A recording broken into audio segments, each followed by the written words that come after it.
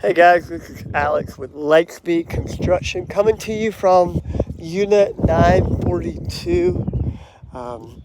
There's a active leak here, and we think we've spotted it. It's in the valley, coming to you. Multiple repairs have happened to it. We just cannot find exactly where it is. Well, that was the other roofing companies. You can see all the repairs happening. 1, 2, 3, 4, 5, 6.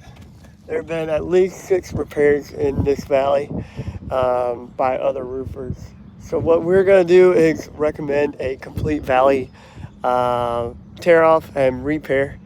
Where we tear the shingles off, we'll find the multiple active leaks that are going on, repair those, and then put the shingles back on top of that. That creates a guaranteed stop to the leaks. But while we're at it, we're going to attend to a couple other things as well. First of them are going to be these nail pops. Have a bunch of nail pops. We've got one right here, one right there, one right there, and a couple up here as well. And what we're going to do right there is we're going to caulk all these areas. There's a hole. That's the next thing we're going to address as well. There's a hole right there. And then there's a couple of holes elsewhere on this roof. With that valley repair, we're going to caulk everything up. You can see where the nail's popping out after the caulk there and there as well. And this is going to reassure us that we're going to take care of this leak.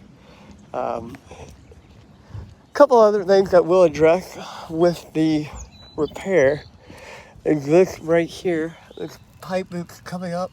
That pipe boot should not be coming up that high.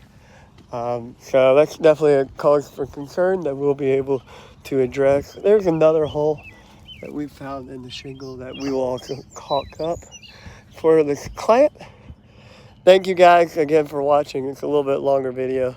A couple more things going on with this roof. So thank you again. Alex with Lightspeed.